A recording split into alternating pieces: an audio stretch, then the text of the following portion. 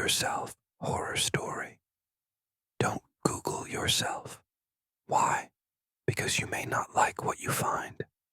One day I was bored and decided to search for my own name on Google.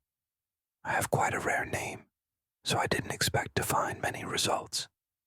Imagine how surprised I was when I came across a website that had my full name in the domain.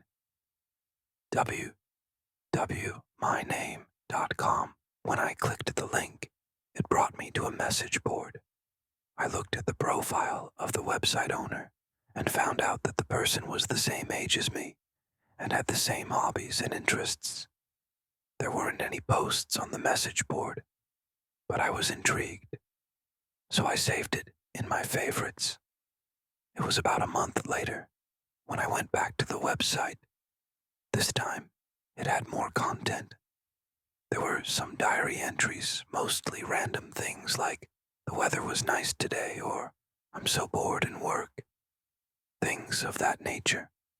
However, as time went on, I began to notice more and more coincidences. The person lived in the same city as I did. It struck me as rather strange that two people with the exact same rare name would be living in the same city at the same time. At one point, I noticed that the contents of the diary were quite similar to my own life.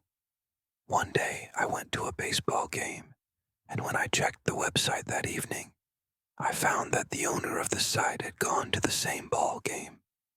At first, I didn't think much of it. After all, tens of thousands of people in the city supported the same baseball team. It began to seem like much more than a simple coincidence.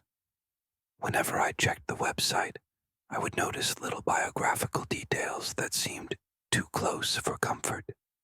For example, the owner mentioned their pet dog, and the dog's name was the same as the dog I had when I was a child. The website owner posted a picture of their car. It was the same model of car I had been driving when I was in college. They talked about eating at a certain restaurant. It was the same restaurant I had gone to all the time when I was working at my previous job.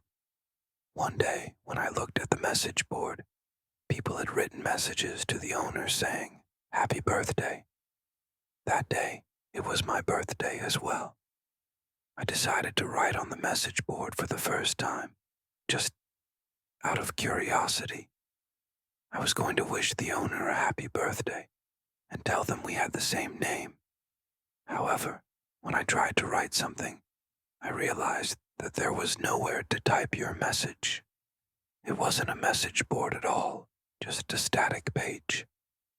That's odd, I thought to myself. In other words, whoever owned the website had gone to a lot of trouble to make it seem as if it was an interactive site, as if there were other people posting on it, when in actual fact, all the content must have been created by the owner. Why on earth would someone do that? I wondered. I decided to send an email to the owner. It read, "Hi there. Believe it or not, we both share the same name. Nice to meet you." It was just a friendly email. The next day, when I tried to look at the website, I discovered that it was gone. It seemed like it had been deleted. Then, I opened my mailbox. There was one reply. When I looked at it, a chill ran down my spine. It just read, "Found you.